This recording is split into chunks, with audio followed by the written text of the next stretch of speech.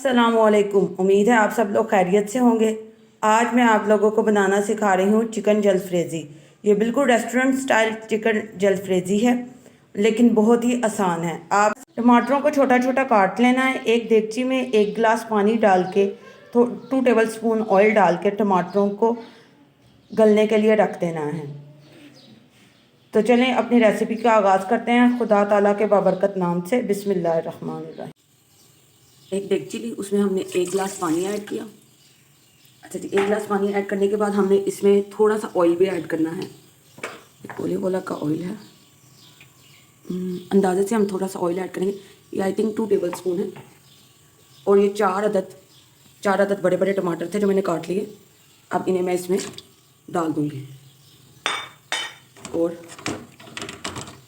अब टमाटरों की एक ग्रेवी सी बन जाएगी। उसके लिए हमें चाहिए कि हम ढक्कन ढक दें और 5 से 10 मिनट इंतज़ार करें कि टमाटर टेंडर हो जाएं और उनकी ग्रेवी बन जाए। अल्हम्दुलिल्लाह हमारे टमाटर बिल्कुल ही नरम हो चुके हैं और इनकी एक ग्रेवी सी तैयार हो चुकी है। मैं अगर आपको दिखा सकूँ सही तरीके से तो जी।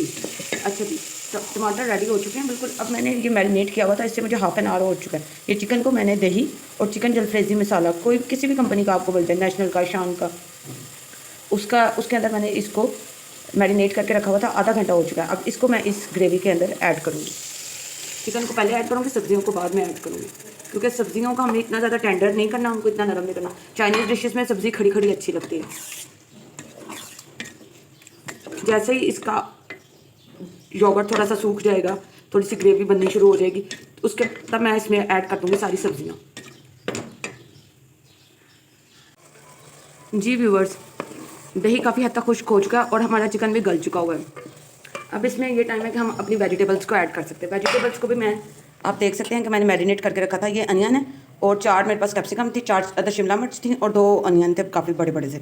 तो उसको मैंने वही दही और चिकन जलफ्रेज़ी के मसाले में मैरिनेट करके रखा हुआ है। इसको भी आधा घंटा हो चुका है, बल्कि इसको आधे घंटे से ऊपर हो गया, क्योंकि पहले मैंने आधे घंटे से 10 मिनट ज़्यादा हो चुके हैं।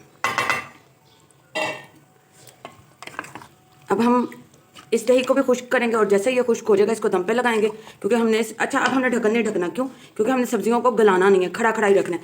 इस डिश की खूबसूरती यही है कि सब्ज़ी खड़ी खड़ी रहे, गले ज़रूर लेकिन ब्लेंड ना हो। जी अल्हम्दुलिल्लाह हमारी चिकन जलफ्रेज़ी तैयार हो चुकी है।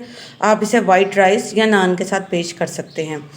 चिकन जलफ्रेज़ी जब बन जाता है, इसकी ग्रेवी बिल्कुल खुश्क हो जाती है, तो इसकी एक निशानी ये है कि इसका ऑयल ऊपर आ जाता है। मैंने इसको आपको डिश आउट भी करके दिखा दिया है। उम्मीद है आपको ये वीडियो बहुत पसंद आई होगी। आप अपने घर में इसे ज़रूर ट्राई कीजिएगा। अल्लाह ताला आपको अपने घरों में खुश और आबाद रखे। इंशाल्लाह नेक्स्ट वीडियो के साथ मुलाकात होगी। तब तक के लिए अल्लाह हाफिज़।